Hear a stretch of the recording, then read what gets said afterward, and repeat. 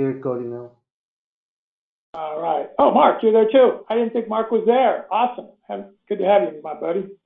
Right. Hey, everyone. Very, very cool to be with you today. I am so pleased to have Jake with me, and I'm not going to butcher his last name. I'm going to let him pronounce it first, and then let us go from there in a second. But before we do that, a couple logistics.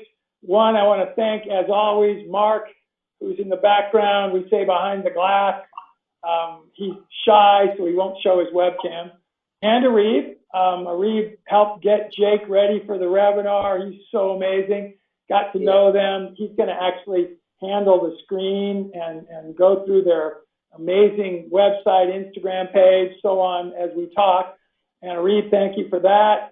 And then lastly, for you as an audience, ask some questions and do it through the little Q&A box. Or if you really want us to have you talk and give your question live, just raise your hand in the little attendee box. Mark will be looking for that, and he'll acknowledge, and please do that for us. One last thing, if you are hearing me all right, because I usually have the worst audio, put a 1 in the box right now, in the little question box, if you're hearing and seeing my webcam on. So, with no further ado, Jake, welcome. Tell us a little bit about you and your family. Pronounce your last name correctly for me. And I see here it talks about Jake, Gianna, Luna, and Capri. And actually, if you guys remember on the lead page that we had for these guys, I don't think the youngest one there, and maybe that's Capri, was born yet.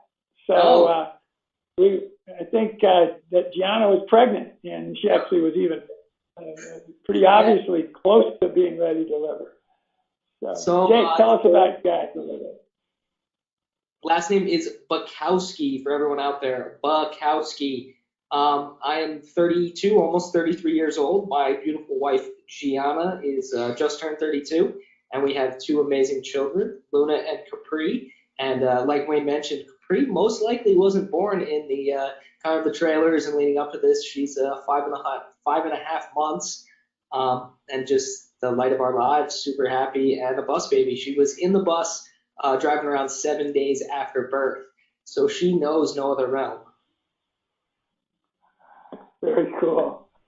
So tell us how you made this decision to become, I'll call you wandering population. You know, there'd be lots of names. I think you probably even have a better name for what you call yourself.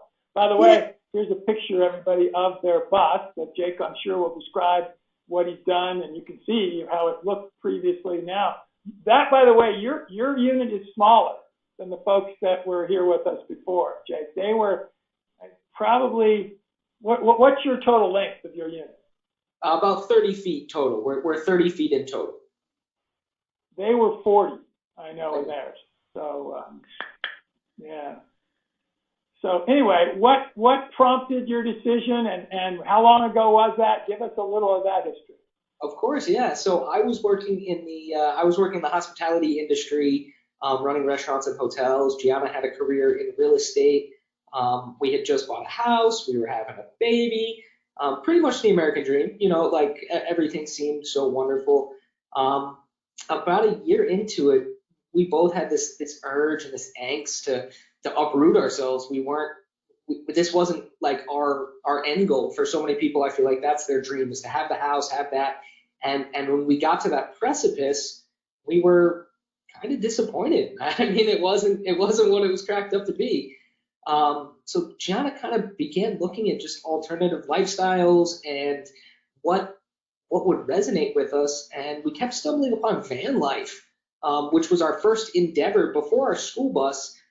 Back in 2018, we had purchased a Mercedes Sprinter van, where there's a bunch of pictures on our Instagram if you scroll down of our Sprinter van, and we traveled the country for a solid year and about a year and 3 months, and then found out we were pregnant and decided that we wanted to upgrade and get something a little bigger, a little roomier, and really make it for a family of 4 versus a family of 3. And that's when we stumbled upon a school bus on eBay, bought it 3 days later after seeing it, drove it home from Miami, and we've just been on this amazing journey to help people, inspire them to live their best lives, to follow whatever dreams they have, whether it's living on the road or skydiving or owning a business or just taking that leap, because you miss all the free throw shots you don't take. So we took that leap, and I have to say I've never been happier. The payoff is phenomenal, and just happy to share it with the world.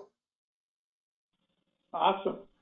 Again, you probably said it and I missed it. By the way, I'm a little distracted. My retriever just walked in, and he's one of my joys of my life. And he actually was having, in a nice way, the trots this morning, a little bit too runny of a stool. And my wife probably just let him in. And I usually close the door to my studio. I'm actually going to go do that because I don't want to be distracted by him. But could you tell us again where was home physically before you made the transition here? So home is actually where we are now in Sarasota, Southwest Florida, just below Tampa. This is kind of our roots. My parents have a home here, and like I was telling Wayne, we've had some huge upgrades coming for our bus, and we wanted to get them delivered to a safe location. So we came down from the New York area, made our way kind of zigzagging all across the East Coast here, and ended up here for our big package upgrade. By the way, everybody, I could ask Gianna and Jake hours and hours of questions. Jake here right now alone, but so I'm going to probably be all over the map. Jake, don't worry about some continuity of the questions that I have. You please bring up anything else you want to talk about that you think is important too. And then audience, please, you guys ask some questions. So either Reeve or Mark, I'm not going to be looking at them, and I would ask that maybe Jake doesn't look too. We both sort of keep concentrating on talking to each other, but you guys ask questions if the audience has them. Where have you been so far? So once you got the bus and you got out on the road, where have you been able to go? Well, with the bus, we've kind of been, I don't want to say handicapped by what's going on, of course, because we live this lifestyle to go on an adventure, but we've been all up and down the eastern seaboard pretty much right now. We have big plans once our big packages upgrade batteries. So we're getting lithium batteries, which is like night and day game changer for living on the road. And we're going to head out west again. We really like the culture out west, the amount of free land that our government gives us. And we really like the vibe out there. And for me, the whole scenery is just breathtaking, phenomenal. Growing up on the East Coast, I didn't realize what was over the continental divide. So for me and Gianna too, it's just been such a world of just experiencing new things, new cultures, new foods. And we've been all over except I think we've been to like 32 states. And Luna's been a part of all those, and Capri's just starting her trek out. So she's putting some miles under her belt. We're looking at the Sprinter here now and having various different views. How customized was that when you bought it? So how much work did you have to do? It's beautiful, by the way. I hope everybody's seen something like, and I have multiple friends that have Sprinters. They're a lot less stylish. I'm trying to think of a nice word here for them, not for you, than yours is. Most of them have multiple dogs, so they've got to leave places for them. And anyway, but was yours somewhat remodeled, or what did you do to the Sprinter? No, the Sprinter, if you scroll all the way down, I think it's our first or second picture on here, we were a blank slate.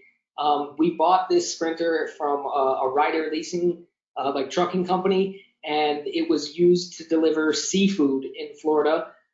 It was originally from Ohio. It had 113,000 miles on it, and we had no idea what the hell we were getting ourselves into when we bought that. So it was a complete ground up, just a whirlwind build, I guess you could say. We did a lot of the roughing work, and then Gianna's uncle, who's a master woodworker up in New York, he helped us with all the cabinetry and getting the inside what it looks like, the guts and everything like that. was just a labor of love. We had a little help down in Florida with that too. So it's really the community. I mean, it's people coming together and offering advice and even their time or extra materials they have.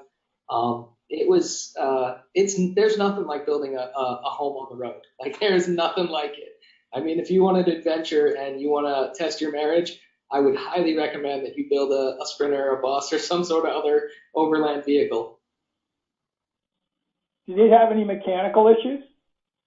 No, when we purchased it, it was pretty good. I have like a code reader I bought off of eBay. It's like a scan tool diagnostic, and I would definitely recommend anybody who's looking to get a van, a Mercedes van, purchase one of these. And we were able to go through and look at all the fault codes, see when they were cleared, see kind of what everything was going on. So it was they had 3 Sprinters on the lot, and the one that we chose had the least mechanical issues.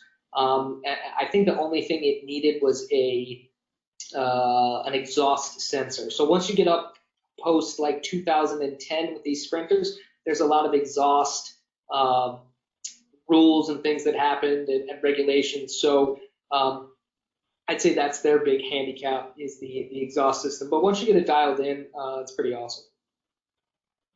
And diesel or gas? Diesel, yeah, diesel about 16 miles to the gallon. So yeah, you make money on it when you sold it. I did, yeah, I did. I sold it.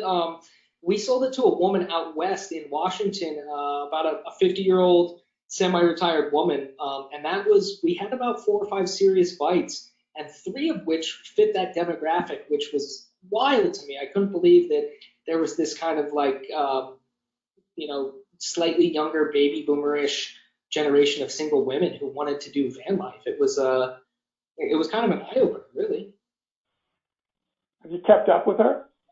Yeah, we stay in contact with her. She's had a few health issues, but she wanted to sell it at one point, but she's holding on to it, and she hopes everything's going to be better. And yeah, we love to see it. We love to look at it. That was our first home. We actually thought about at one point, if she still owns it, purchasing it back in the next couple of years.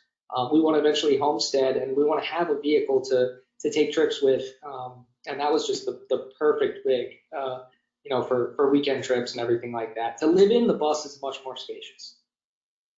By the way, I may ask some questions that you just don't want to answer. Please feel free not to.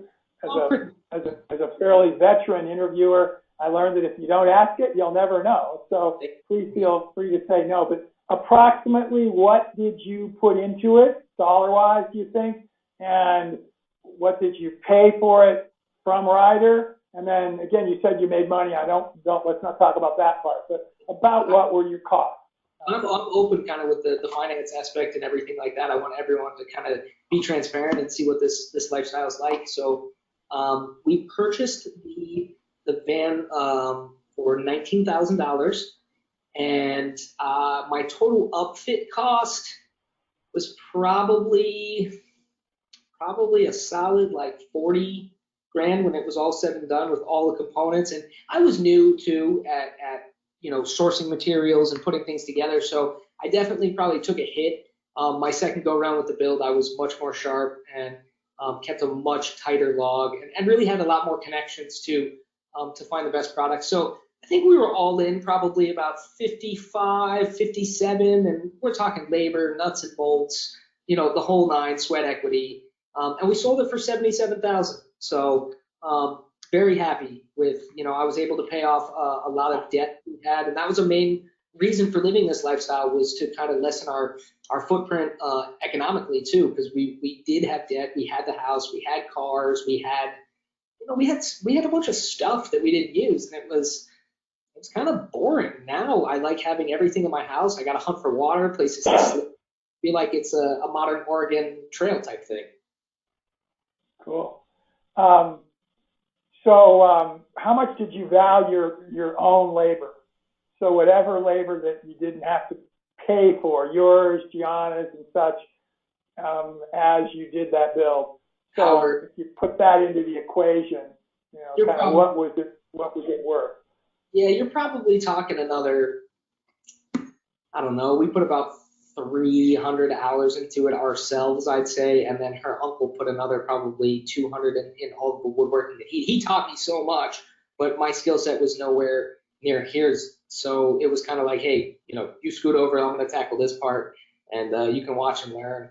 But I mean, there's probably a solid another, $15,000 in actual sweat and labor that we did on our own. And we did everything, yeah. By the way, this is unrelated to the cost, but isn't photography interesting? This picture that's up there right now, those doors, it looks like one of the doors is wide enough to close the whole back end. It's just the perspective of it, the way that the picture is taken and such. Gosh, I'm so happy you're willing to be so transparent about the cost, because again, other people are looking at this and thinking about it. Again, I'll just tell you, you did an amazing job with it. How self-sufficient was it, let's say, on the road? I think I maybe see a smaller generator. I do. I see probably a 2K generator there in the back. It didn't look like you had any solar panels on it. How long could you be off-grid comfortably with that? That one, for a family of 3, we had 300 watts of solar on the roof. We carried the backup generator, which mostly ran the air conditioning. The hot water ran, we could turn the engine on and use our DC to DC charger. Comfortably, our big Achilles heel in that build that I didn't foresee was fresh water. We only had about 24 gallons of fresh water, which, if anybody who's living this lifestyle doing anything, that's chump change unless you're a single person living very minimally. We could do about 3.5 days fully off grid. That's no hookups, just the sun and our diesel engine in the van. In the bus, I can do a week to 10 days, 100 gallons of water, 400 amp hours of lithium, 960 watts of solar. The only thing that's plugged into the inverter is our outlets. So we never have our inverter on unless we're charging cell phones or anything that takes a 120. Our fridge is 12 volt. We really honed our stuff down in the second build with the bus and wanted to be like, boom, 12 volt fridge, 12 volt AC, everything's 12 volt to really save on the power. So the bus is a fully functioning 100% 10-day off grid. I mean, longer if you're obviously not showering and being very minimal with like dishwashing. We cook 3 square meals a day. So believe it or not, washing dishes is the largest source of burning water. Showers are quick and easy. We have a low flow shower head too. And obviously you drink water, but you're not drinking, 20 gallons a day or anything like that. So washing dishes really burns you. So yeah, I'd be comfortable saying that up to 13 days, probably a fortnight. Yeah. And with that said, gray water, black water storage, how much do you have in the bus? Yeah, in the bus, so we went with 55 gallons of gray water and 0 black water, 0 black tank. We went with the compost. Very cool. We had the black tank in the van, and we learned super quickly that that's kind of an inconvenience, to be honest with you. The creature comforts are there. It's nice to sit down, porcelain flush, you feel right at home. But only having like a 9-gallon black tank is really detrimental also. Most of the time we leave our gray tank open because it's just our sink water or shower water, and we use like a Dr. Bronner's type Castile soap. It's not bad for the environment. So I think I've had to dump gray like twice maybe when we've been in like more urban areas and we keep that gray valve closed. Tell me about the compost toilet. Does it have any odors? Was there a learning curve with it? How much did it cost? And if you can, tell us the brand, because there are people out there I know that would love to. So the most popular brand that everybody probably knows of when they hear composting toilet is a Nature's Head. We did some research on that. They're close to $1,000 in price, and we did a comparison shop with a brand called the C Head, like C as in the numerical or the letter. And we like it. It's very simple. It's very rudimentary. There's definitely a learning curve to it. The right amount of composting material and the type of composting material really matters. at least in our application. Odor-wise, if you let it build up for, 10 days, or you're having like, maybe the trots, like your dog or something, you're going to want to empty it out a little more. But I'd say we get a solid week to it. It's very simple. You pop it off, dump it into a plastic bag, or, if you're in an area where it's okay to spread the compost, then go ahead and do that. We're using red cedar chips, and we actually put our coffee grounds in there too. And that kind of helps cut down on the odor. But it's there's definitely a learning curve. It has an outlet or an accessory to pipe in the urine to the gray tank. I probably should have done that, but I had already tiled and done everything. Hindsight's 2020. So it has like about a gallon jug, of the urine, and you're able to just dump that, pretty much in places, parks, bathrooms, not parks, but in bathrooms, in parks, things like that. So we normally empty that about once a night. And do you have a separate maybe air exchange system in the bathroom that's helping it all with maybe whatever odor there might be? Absolutely. So we have our vent fan, that we put that on, and the window is always cracked in there. We have the bathroom window, and then we have a secondary USB fan that we just have in there for circulation on maybe a hotter day, or if it's had a bit of usage. But it has a sealed kind of stopper that goes on the top, so you remove that before you use the number 1 or the 2, and that has a really good rubber seal, and I think it prevents odor pretty well. I'm pleased with it. I give it a 9 out of 10 in terms of functionality and stylish too. It fits in nice to our decor. I mean, if you look at some of those pictures on our bathroom, it doesn't look like a clunky camping, composting toilet. It has a really nice aesthetic to it also. We try to find some of those and then stop on them when we get to them. By the way, very, very close to my heart right now, I have a 40-foot 1992 Georgie Boy motorhome, Class A, that I'm in the final stages of remodeling. And nice. Literally all that's left is the shower and the toilet. And right now, I do have a blackwater tank and I have a traditional toilet.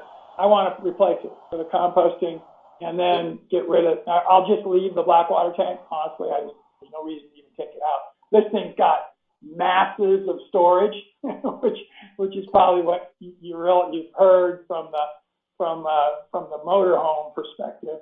But and I'm going to talk about storage with you in a minute. But anyway, I'm glad to hear about the C. I've looked at them, but I haven't priced anything. And obviously, the natural is the one everybody uses, or not everybody, lots of people use.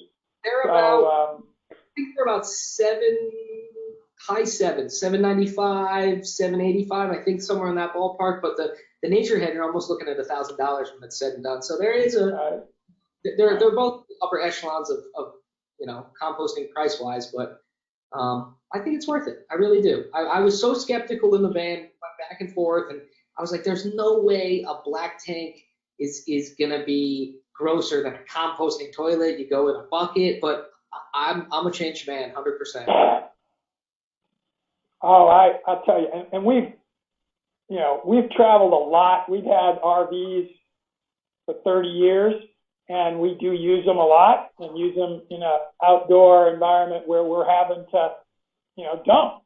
And frankly, it's that black water that's the only issue, because you can dump gray water anywhere. I mean, the fact is, honestly, folks, from my perspective, where I come from, it's good for the environment to be dumping. And some places it's not legal. You want to be careful to follow the regulations. But the reality is, most places, it's going to be very beneficial to be dumping your gray water. So, 100%. Yeah. We have a 4 seasons, year-old now, 24-foot, complete 6-inch walls. This thing's amazing. That we saw right away that our big limitation for off-road was going to be water. So we have a 90-gallon freshwater tank we have a 60-gallon gray water, and this one is the one that I'm going to convert. I'm also going to convert it to compost. That motorhome is a different one that we're in the middle of working on. But we've camped in this thing at 20 below zero, and we have a little under 300K of solar. Let's talk about your solar now. 960K. Do you have any pictures of that in the Instagram here that Marie could find? Because I mean, there are three 320 watt panels, so you have 960 watts. Okay, you're 960 watt. Well, no, that's right though. But so they're each 320 watt panels, correct? Yeah, from Renogy. They're great. My panels, I have three. They're rated at 100 each. Reality is they're 85 probably. So 85 times 3. So we're in the 265 range rather than 300, which is what they would market them as. Yep. And we can stay off grid just like you for about 2 weeks for our electrical. If there's any, and we have 2 lithium-ion batteries right now. We could have up to 4. Nice. How many lithium ions are you going to have when you get a refurb? I actually just installed them this morning. That was the package I was waiting on. We used Dakota Lithium. They had 11-year warranties on them. Just really, it's about good products and good customer service in this industry. I mean, if you can find those 2 in a company, then boom. And we definitely found that with Dakota Lithium. So I'm super excited. Having AGMs, you can definitely just watch your power drain. And I'm super excited for this lithium application and to be able to really fully harness my off-grid capabilities. And your inverter is what size? 3,000 watts. 3,000. Okay. Charge converters. What do you? I have 2 60 amp charge controllers for my solar setup, and then we also do an 18 amp hour DC to DC Victron charger. So when the diesel engine is running, it's putting out about 18 amps to the batteries just to kind of keep them topped off, keep everything nice and flooded. Do you have LP also? Yeah, I do. So that runs my gas range and oven, our point of use water heater, and that is our furnace as well, is all LP. So I have a 20-gallon tank horizontal mounted under the vehicle. Quick heating, right? So essentially, gosh, now my brain's going dead. We have them in our house, and I'm not thinking of what they're called now. Low volume, that's coming to mind, but the point of use of the furnace. No, for our water heat. Just a gas point of use InstaHot. Pretty much is it's a company called Excel.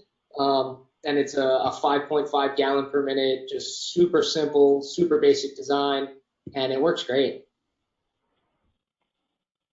And if you were living in the unit, not taking into account your gas to move from place to place, but at a single location for a 2-week period, let's say, and you weren't paying land use, we're going to get to that because I think a lot of people who try to live as 24/7 RVers, 365 at the front end don't think about what they have to pay when they go into places where they can hook up and such. Those numbers can get up there. But let's assume you're off grid entirely. What would either daily or a 2-week kind of cost be to excluding your utility costs? I think I'm about, depending on the price of propane, I'm generally about $47 for a full fill up to $55. And then if I'm not running the furnace, if I have the furnace on, 12 hours a day, that'll eat up my propane pretty good. But I would say if I'm at a location parked for 2 weeks, I could get away with, I wouldn't need any hookup. I'd need a full tank of propane, and that's really it. So $50 maybe. As long as I have water, which I'm very good at sourcing water for free. I am very, very good at sourcing water for free. There's a few tricks out on the road. And like you said, people don't realize the costs you incur from RV parks and all these little monetary things that keep popping up throughout the way. So if you design your rig to be off grid, you're not going to spend money at the RV park. You're not going to have to plug in. You're not going to have to pull a generator out. And a lot of people don't understand that. They think that these RVs, when they first buy them, they're going to be perfect. They're going to be living out in the middle of nowhere. And in reality, they go and they burn their batteries out in one night because the RVs just don't have the power. They're designed to be in an RV park. You have to either design your vehicle yourself to be off grid or have the dealership put in the appropriate things for that. And I think a lot of people have a common misconception about the ease of living on the road. If you don't have the right products, like you said, I mean, I can be, during Christmas, we were off grid for about a week, from Christmas Eve till that Thursday afterwards. We were completely off grid. We started, 100 gallons of water, a full tank of propane, and I had plenty of propane left. I didn't have to run the heat too much, and just the food in our fridge. I mean, that's our main expenses: diesel fuel, and food. To operate our utilities, if you will, is next to nothing a month. I mean, pennies.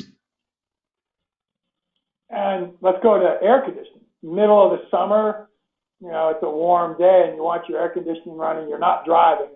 Yep. That's a pretty good electrical. Will your solar system maintain that, or will you have to have an exterior source for we do not real hot days?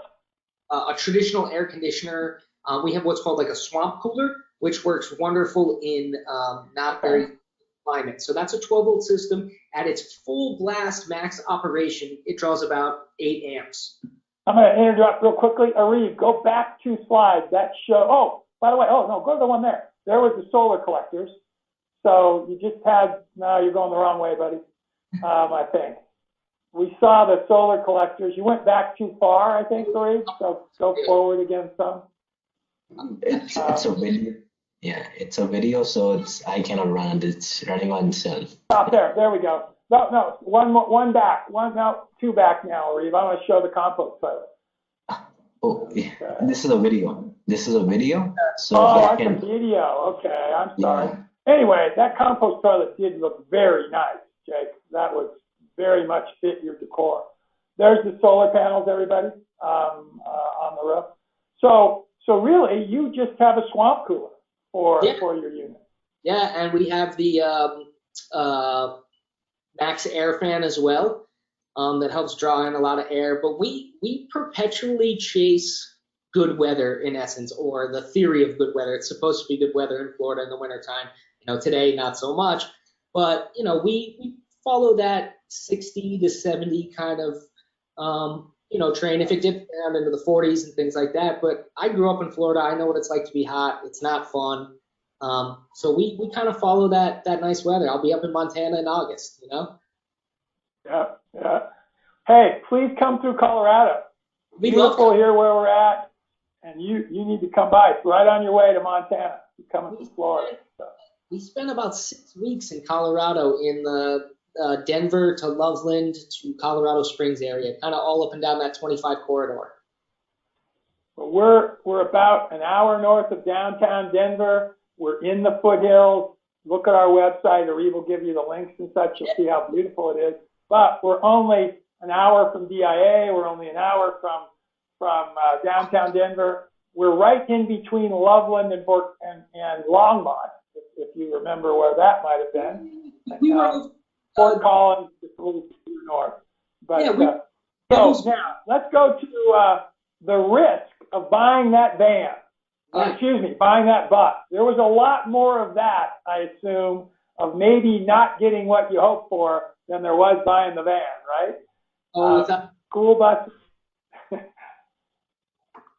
So that was, we had originally wanted another van. We liked the Mercedes platform. The Sprinter was great. We were going to continue living van life, just doing it as a family of 4.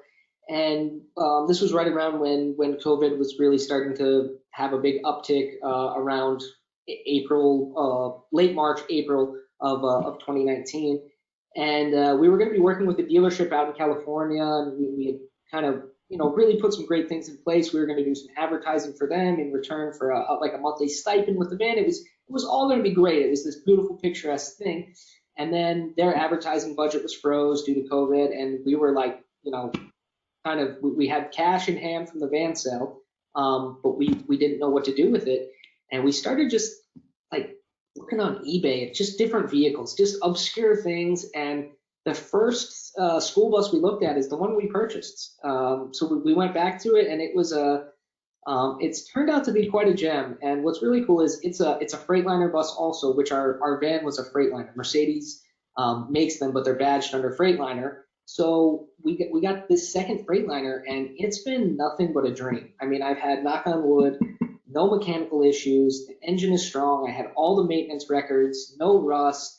And it was a handicap bus, so it was built on this huge full-frame chassis, but they just kind of chopped it right at the back. So you have all the benefits of a giant big rig, suspension, airbags, huge powerful diesel motor. Everything is industrial. It's meant to. We bought it with 200,000 miles, so it's going to run for another 300,000 easy. What do you think will be the first major mechanical you might face? I talked to a gentleman who works in a bus garage in New York, and he's very familiar with these. And he says that some of the diesel injector like ports, he said they vibrate, break off, but not a terrible fix. And I'm pretty good at PM maintenance, so hopefully we're going to take it into a truck center here before we leave Florida and kind of get everything flushed out and ready to go for out west. Because out west, you guys have dust, and it's just a whole other ballgame driving out there. A little more detail on the engine, Yeah. Either cubic inches or cc's, and its age. It is a 2005, so not that old, 15 years.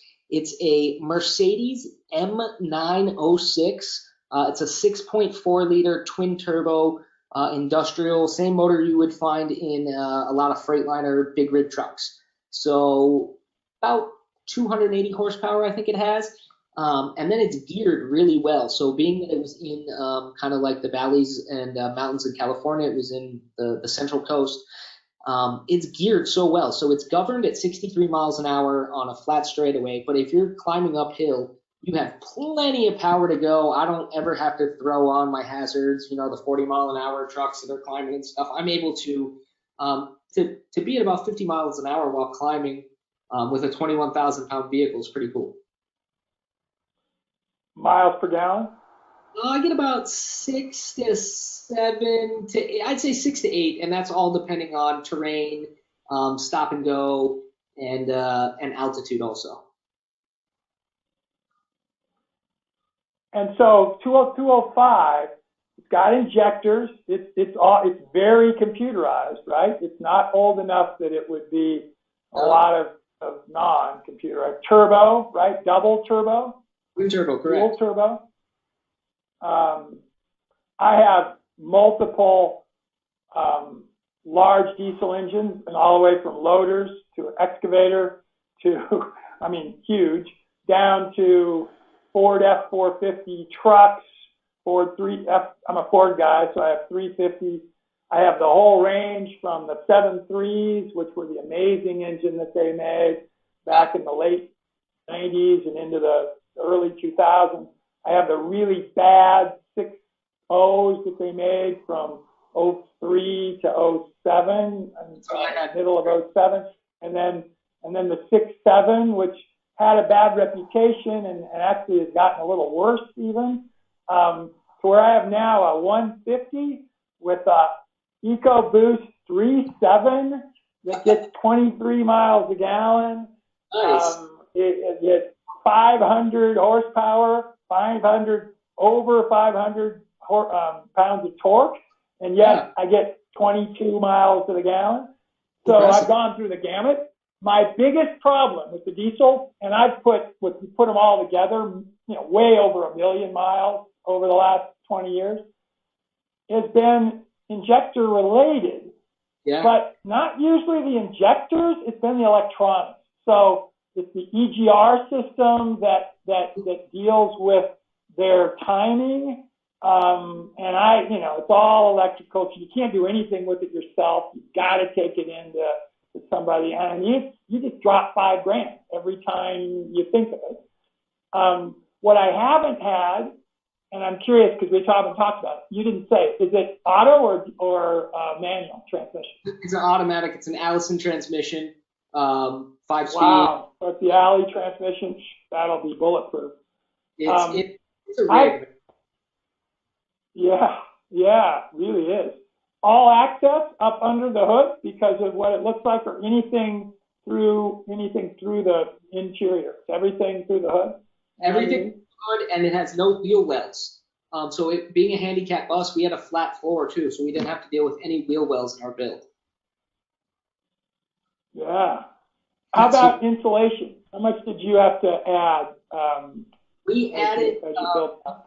We used wool insulation, so we're pretty eco-friendly, and we obviously want to be low tox with 2 babies. We want to keep them as low tox as possible. So we didn't want to go with any pyrethrins from the spray foam or anything like that. The propellant, all that stuff is just terrible. So we went with natural Havelock wool, which you see there, Gianna installing. No PPE required. The babies were playing with us while we were doing it.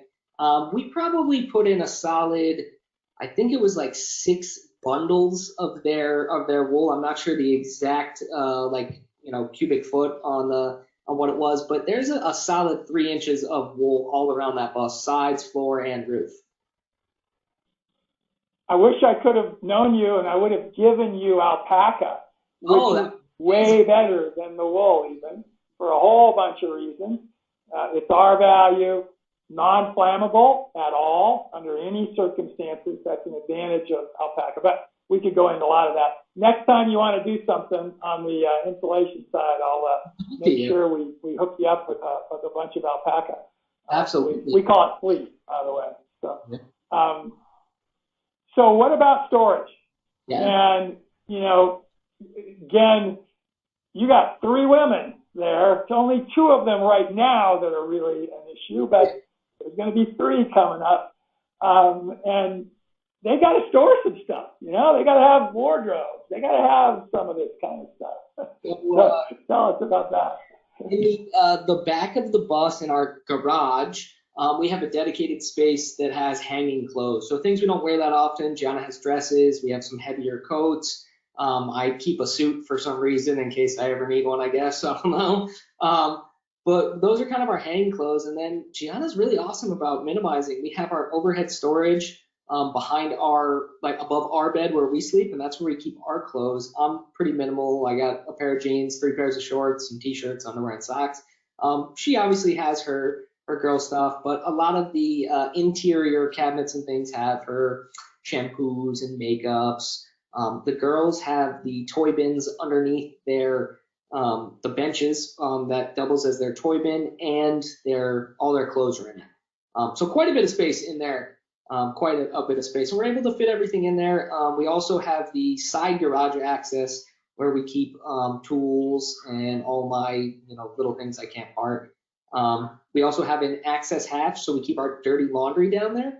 And there's a hatch from our bed that you just kind of lift up, and you're able to put all your dirty laundry in there. So it slides down the chute right in the laundry basket, and then we open the side door at the laundromat. So, it's a big deal when you live in these compact and tight spaces to not feel cluttered or disorganized or living in your own filth.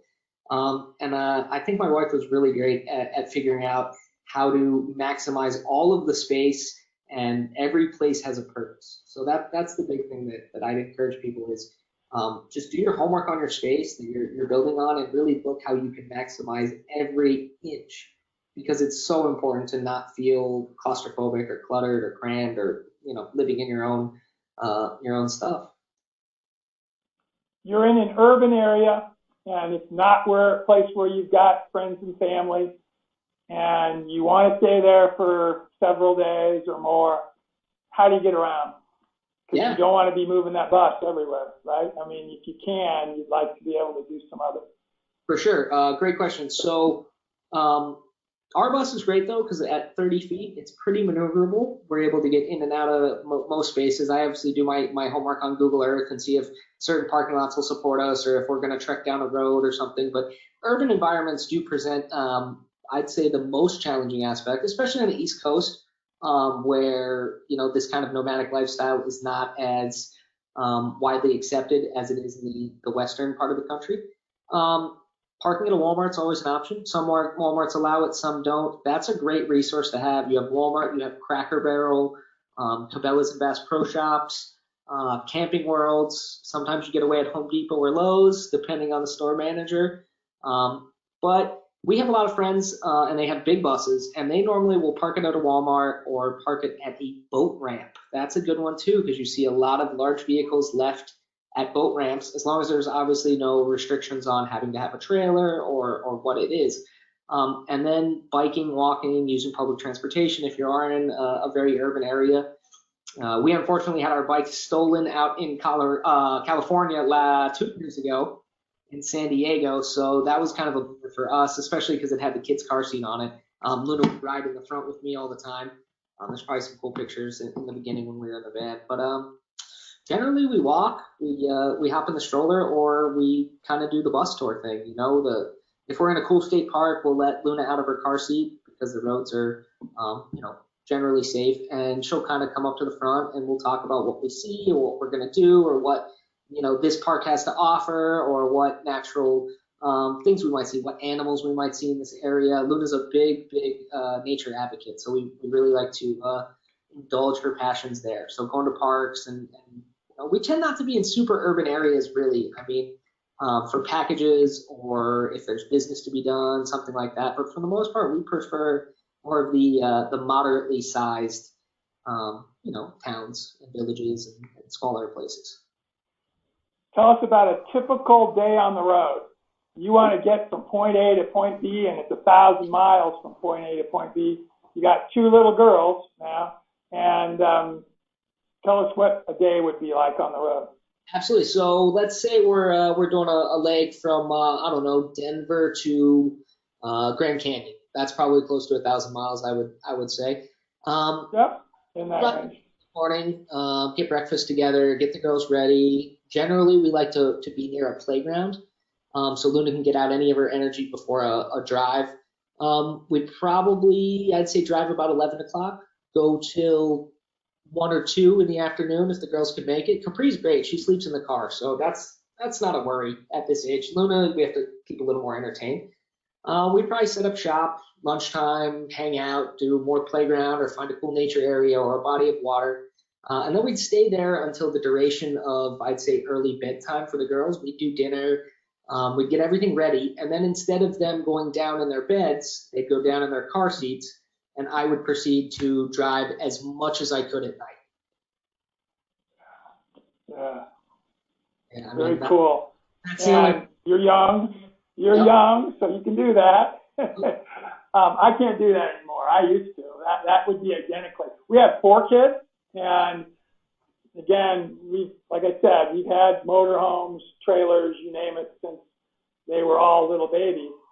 We have a horrible video that my wife would point to where I had totally accidentally dropped the 1-year-old on her head out of the door of the van as I was watching the camera on a video, and she's fine. She's done just really well. They were. She didn't even hardly cry, but it was embarrassing to me. But we do the same. We even still today take advantage of the day to enjoy the kids and the life, and then drive at night. So how far would you really try to get in a night if you could? I've gone some crazy nights before where I've banged out like a good 7 hours of night driving, from, I don't know, let's say 6 to 3 in the morning or something like that. But generally we'll probably go, 200 miles. So that's about 4 hours of driving. That's a solid night. What's your fuel capacity? What's your fuel tank? 5 gallons. Say it again. You broke up just a little.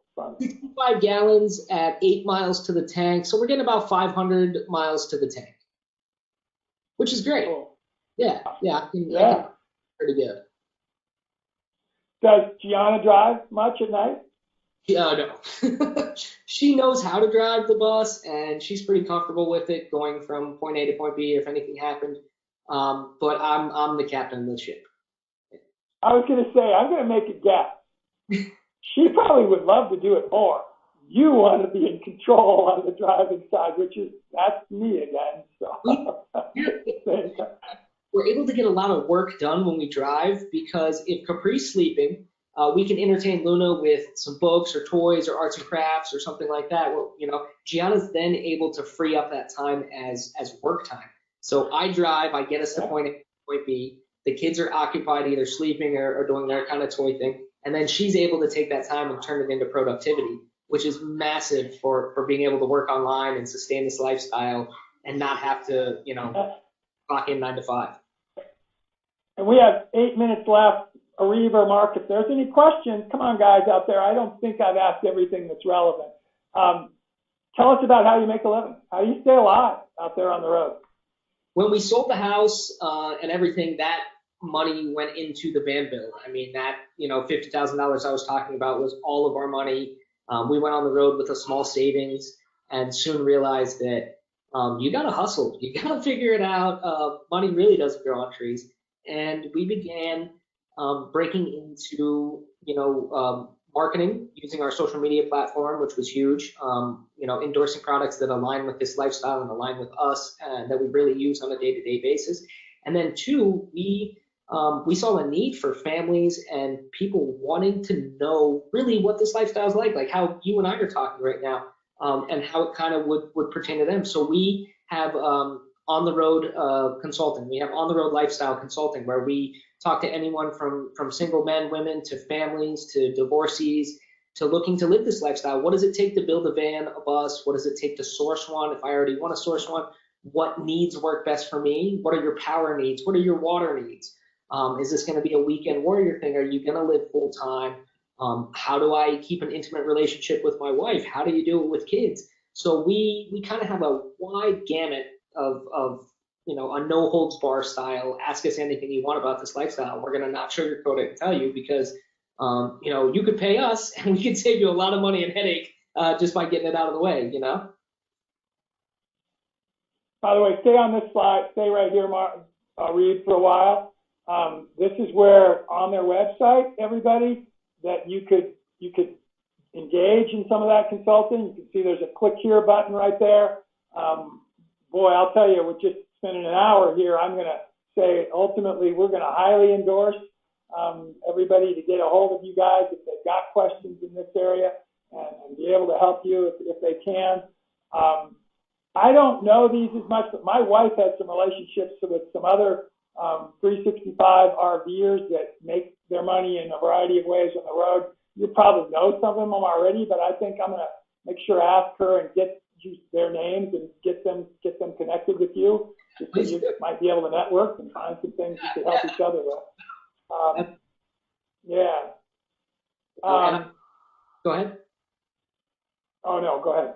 I was gonna say our end goal really is to, we eventually want to settle down on a small piece of property and kind of obviously homestead, but we also want to create kind of like a haven for other people living this lifestyle, almost like an oasis. We like the center of the country a lot, Colorado, Arizona, that kind of area, and we want to be a big resource for people and families, and a place where people are like, wow, that's a destination. We want to go. We want to talk to them. We want to. I was in hospitality for a long time, so for me, the joy of people having, a great time, a great meal, a great experience far outweighs that of material things mostly. So I want to give people a great opportunity to kind of see what it's like to live this lifestyle and see, firsthand what you can do when you follow your dreams. Awesome. Well, let's, Arib or Mark, any other questions out there from our audience? Because I want to let Jake spend a few minutes just sort of summarizing, giving any other guidance he'd like to give. You guys see anything? Yeah, I have two questions here from Sierra. And she is asking, Jake, what kind of waste disposal do you use while traveling? Yeah, so we use a composting toilet for all of our human, personal waste, and then a gray tank for all of our water waste. Trash cans are plenty. We always try and recycle if we're in an area that recycles. If not, then we're kind of stuck with that. But we actually encourage trash pickup. So wherever we go, we like to beautify a spot. So spend 10, 15 minutes to pick up the spot while you're there. And it really makes a difference, and it makes an impact on other people when they see you caring about a spot. Even if you don't live there, I have Florida tags. I'm in Wisconsin, and I'm picking up trash at the park. It kind of stimulates something inside of them to say, hey, you know what? I'm going to pick up trash today. Or if everybody were to pick up one piece of trash today, I mean, imagine what the world would be. So waste disposal on the road kind of got off track, but we use garbage cans, recycling centers, and any place that's not nature. Okay, By the way, and the our second, wind is just starting. Those hurricane kind of winds. I don't have my weather station in my studio here, but I'm guessing we're having some 50 plus mile an hour stuff right now. And it just gets distracting. I hear it in the background. But what else? What's the other question you have there, Reed? By the yes, way, the next Sierra, one. I think, unless it's a different Sierra, is one of my staff people, and we're going to have a staff call that follows this. So great question, Sierra. And if it's a different Sierra, thank you. That's a great question. That's Reed, what do you ours. have? Okay, the next one is how do you make money on the road? We make Well, I think money. you just said that. Yeah. By the way, keep going. If you give some other thoughts, but anyway. Yeah, just being resourceful. If you have a passion, if you have a hobby, if you're good at something, one, if you're really good at something, never do it for free. And two, learn how you can monetize your passions into, a lifestyle. I love motivating and talking with people. My ultimate goal is to be a hospitality motivational speaker, to go into these places who are seasonal restaurants, country clubs, and really amp people up and know that what they're doing is an important job. And two, make them proud of what they do. You have to be prideful in what you do. There's something to be said about taking a job and seeing it through. Unless you test yourself and you see something all the way through till the end, you're never really going to know your full potential and capabilities. So, in that financial aspect, I didn't know how I was going to make money. I knew that I had a family and I needed to provide for them, and I was going to find a way come hell or high water. So getting out there and just doing what you love, even if you don't think you could make money off. I never thought I could make money for talking to people on the phone and consulting with them and giving them advice on how to run their lives and giving them my expertise, which I never thought was an expertise. But I'm out here, I'm doing something, I have this firsthand knowledge, and that's value. Put value on your craft. If you're a woodworker, if you're a bartender, if you're a musician, if you're a gardener, put value to your craft. Because there's always somebody who wants to listen to a passionate person. There's nothing more amazing than hearing an orator speak and captivate you, and you get chills, and it makes you want to, it compels you to go out and do something. So I challenge everybody to find something that you love and to make $1 off of it, and then see how you can make $2, and then see how you can make $1,000, and then you've made a living, you've made an income, and you're supporting your family with what you love to do. And there's no better, more joyous feeling in the entire world than waking up in the morning and literally being happy to go. About how many hours of consulting do you think you'll do in January, based on history? And how much of that do you do versus what Gianna does? Gianna does a lot more design questions, and she does a lot more moms that call in about family stuff. So women have a lot more questions that I'm just not able to touch on from my male perspective. I'd like to say that I'd like to be in the, I'd probably say 200-hour mark this month. Things are really picking up, especially, I don't like to use other people's misfortunes, but this COVID thing has really sparked people's interest to live nomadically, live more independently, and live more purposefully. So I've had a lot of calls from fathers, businessmen, people really engaged in the business world, making large sums of money, that are looking to leave that behind and start living, start knowing what it's like to see where your food comes from, to know what's going into your body, to hike, to get out in nature, to smell what the sun smells like when it rises over the mountains in Utah near a waterfall. I mean, indescribable things. So I'd like to be on a call every day, 5 hours a day for the entire month, helping people out and just making them realize whatever dreams they have, that they're easy and they can come true. So 200, I mean, that's, again, divided by 30, That's 7 hours a day. That you're probably reaching about the max of what you want to be doing. Yeah, and I've kind of been looking at those numbers, and I like to set high goals. So that's kind of where I want to be. I mean, you know, if we offer half an hour and hour sessions, if you find me on Instagram and you say, hey, I got $10, let's talk for a half an hour, I'm yours. You know, I want to help people. It's not about the money for me. It's about helping people. So if you're watching this and you just need to talk to somebody, DM me. I got no problem. We answer everybody's messages. Nobody's too small. You respect everyone. The janitor, the CEO, the car wash, the McDonald's employee, the dentist, the doctor, everyone deserves respect. Very cool. I have one question. Last thoughts from you? Yeah, oh, you have another question? Go ahead, Reed. Okay. Yes, this is, I think, the last one. Who manages your like social media? You guys have immensely nice following and everything. So who manages that? You or Gianna? We both do it. Gianna is more of the curator of it, but in terms of management, answering questions, DMs, reaching out to different brands, we both handle that. But she makes everything look aesthetically beautiful. All that thumbnails and all that work is all hers. So she does consulting for social media as well. That's one of her niche things where she said, hey, I'm pretty good at this. I grew our channel and I want to help people out. So she does social media branding as well. If you're looking to work with brands, you want to break out and start getting your foot in the door with certain companies, definitely reach out to her. She would love to help you guys out. Awesome. Okay.